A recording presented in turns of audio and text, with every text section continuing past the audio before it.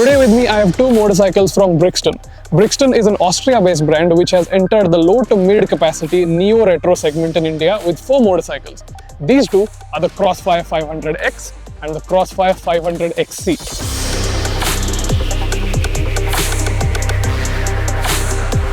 The Brixton Crossfires have a very distinct and muscular design. Here are some details that are worth highlighting.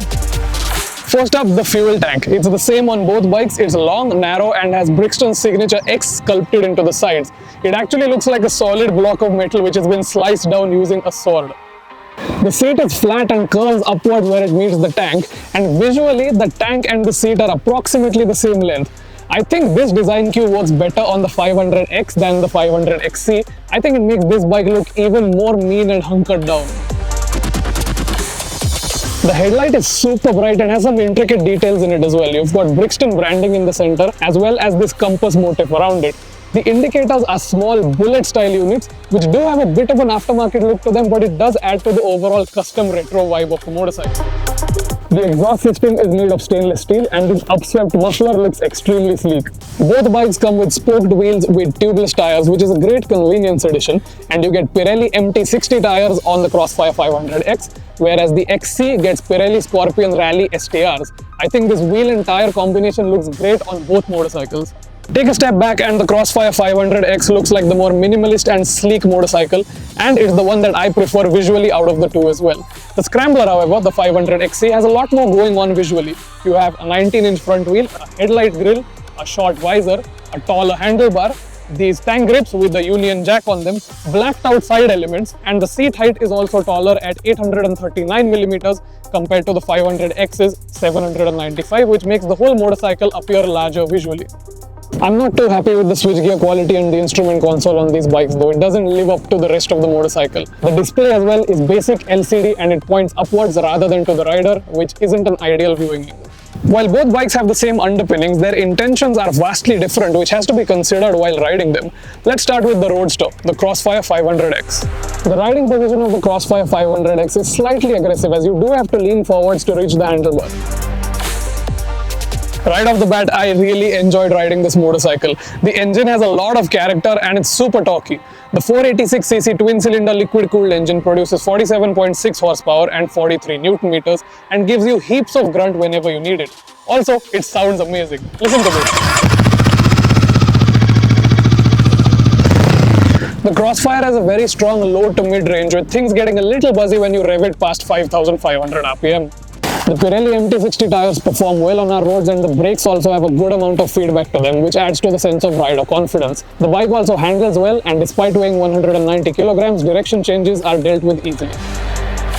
There's one slight problem you might have if you're not a particularly tall person. For reference, I'm around 5'9", and while taking low speed U-turns, I sometimes run out of reach while turning the bike fully. It's a wide handlebar which is placed slightly away from you, so if you're a taller person, low speed maneuverability will be a little bit easier. The gearbox isn't the most sophisticated feeling unit and can actually feel a little clunky at times. This isn't helped by the fact that even at this price point, neither of these bikes gets a slip and assist clutch.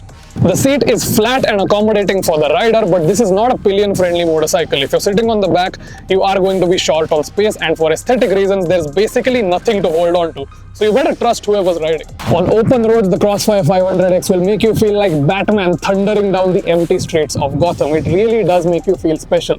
However, the same cannot be said when you're stuck in traffic, which will be a frequent occurrence in most cities. And while the eagerness of the motorcycle to get going is a delight on weekend rides, it feels slightly misplaced on the day-to-day.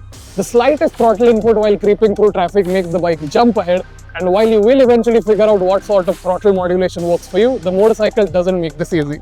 If you want a Crossfire in a more comfortable flavor, this is the Crossfire 500XC. The 500XC is the scrambler out of these two bikes, and as soon as you saddle up, you will find yourself in a more commanding, taller riding position. I am not completely upright though, I still am having to lean forwards a tiny bit. Since the engine is exactly the same in both motorcycles, everything that I liked and disliked about it in the 500X also applies to the 500XC. Brixton say that the 500XC has slightly more suspension travel than the 500X. The suspension on the 500X felt good for what the motorcycle is, so I expected the Scrambler to have a vastly more capable suspension setup. but unfortunately, that's not the case. The brakes also lack the bite that the ones on the 500X did. They feel a little spongy and not very confidence-inspiring. I think this motorcycle could potentially be a very good long-distance tourer. The seat is comfortable, the engine is powerful enough, the tires are great, and the riding position is nearly perfect. I personally would rotate the handlebar a little bit backwards for a completely upright riding position. Luggage mounting is something you'll need to figure out though. Out of these two bikes, I prefer the Crossfire 500X by a long shot because it's designed to be a roadster and I think it does a very good job of being one. It oozes character and charm and is genuinely a very fun bike to ride. The 500XC is a very capable motorcycle, but I don't think it's a very good scrambler. There's a lot of scope for improvement here, and I think for the time being, it's more appropriate to look at this motorcycle as a potential mile muncher rather than something that has genuine off-road ability.